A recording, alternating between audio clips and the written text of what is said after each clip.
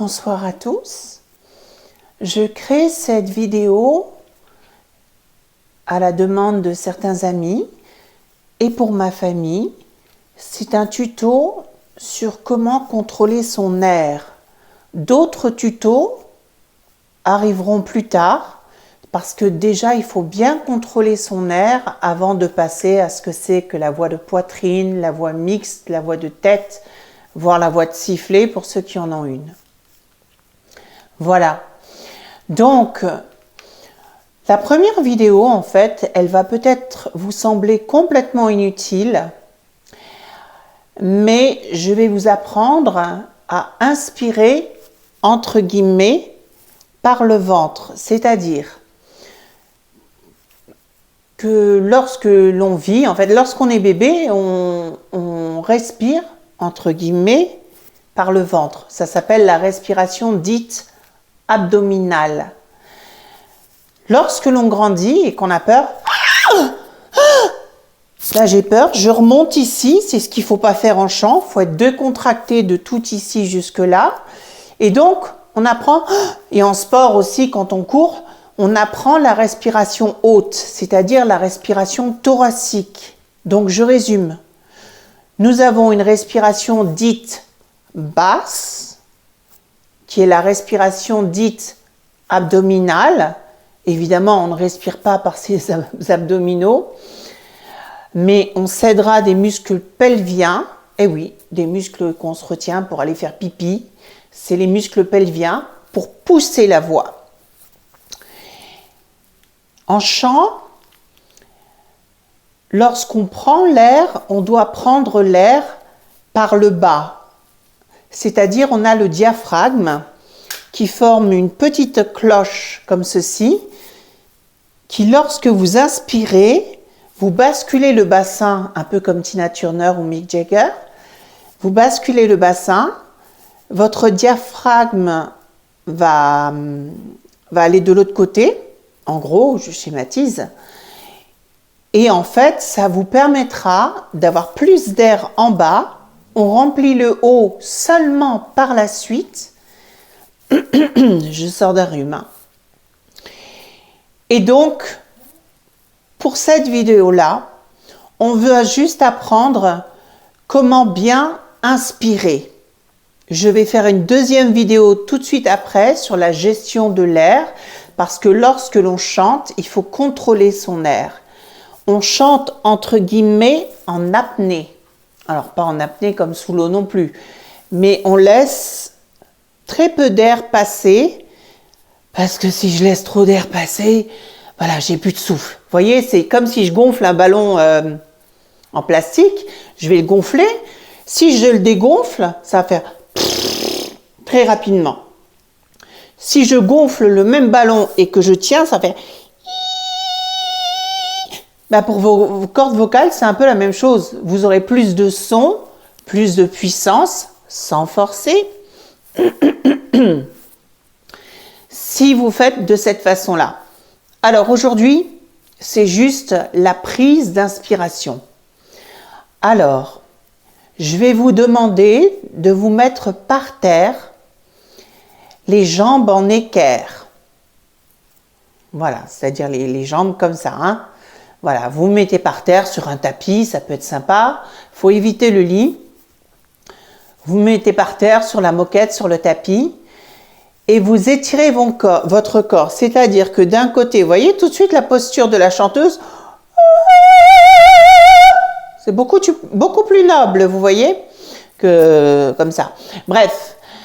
Donc, vous allez vous mettre dans cette position par terre et vous allez d'un côté tirer avec les épaules de ce côté-là, et vous allez tirer vos fesses de l'autre côté, afin que, c'est ma chienne, afin que le creux lombaire s'aplatisse au maximum. Je veux qu'on ne puisse plus passer les mains derrière le dos. D'accord?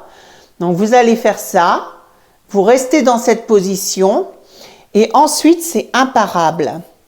Je vais vous demander de mettre vos bras comme ceci, des deux côtés, hein, comme ceci. Donc, ça va être un peu indélicat à ce niveau-là. Ça va être un peu, vous déranger un petit peu. Vous mettez les bras comme ça et sans faire attention à votre respiration, vous vous laissez respirer. Vous fermez les yeux. Vous imaginez le soleil très haut dans le ciel. Vous imaginez que vous êtes sur de la verdure, un champ, et vous laissez faire. Au bout d'un moment, vous allez sentir les va-et-vient de votre ventre. Et à ce moment-là seulement, quand vous ressentez d'où vous prenez l'air, vous descendrez un bras, vous mettrez une main sur le nombril et de vous-même, en comptant jusqu'à 10, vous allez agrandir cette inspiration. J'espère que vous me comprenez. Si vous avez des questions, je serai là. Donc, c'est-à-dire, au lieu de faire, ça c'est la respiration comme quand vous allez vous endormir. Donc, vous rouvrez les yeux, vous vous rendez compte de comment vous inspirez, et donc vous prenez ça comme exemple, et donc vous inspirez de façon dite abdominale, et sans forcer, vous écartez sur les côtés, parce que oui, on prend de l'air sur les côtés, on a des côtes flottantes et elles doivent s'écarter. Et vous comptez jusqu'à 10 très lentement, jusqu'à temps que vous ayez pris le maximum d'air. Vous me faites ça d'abord 3 fois et ensuite vous le ferez 10 fois. Et ensuite, j'ajouterai un autre exercice. Vous inspirerez lentement, lentement, vous prendrez votre air en comptant 1, 2, 3, 4, etc. D'accord? Au début, faites juste où vous pouvez, mais essayez d'aller jusqu'à 10 secondes, on va dire. Et quand vous avez pris l'air, je vous demanderai d'expirer en faisant. Mais le but, c'est pas qu'on entende. Là, il y a trop d'air qui part. C'est qu'on entende un léger. Donc, rappelez-vous, vous êtes toujours par terre. Et vous avez le droit à ce moment-là de mettre la main sur votre ventre. Et vous comptez jusqu'à 10 de nouveau. Donc sur les premiers temps, vous faites l'exercice 3 fois. Et ensuite, il faudra les faire 10 fois de suite. Je vais à présent enregistrer un autre exercice qui a l'air plus ludique parce qu'on voit tout de suite les effets du chant. C'est l'exercice de la bougie. Mais ne sous-estimez pas les 2 exercices que je viens de vous donner ici. C'est le plus important. La bougie, c'est vrai, c'est rapide, etc. On a l'impression de faire rapidement. Mais d'abord, il faut que vous preniez conscience de votre inspiration et votre expiration. D'accord? Maintenant, on va passer à un exercice avec la bougie qui effectivement est très ludique et qu'il faudrait faire à chaque fois que l'on chante. Avant de chanter, je veux dire. D'accord?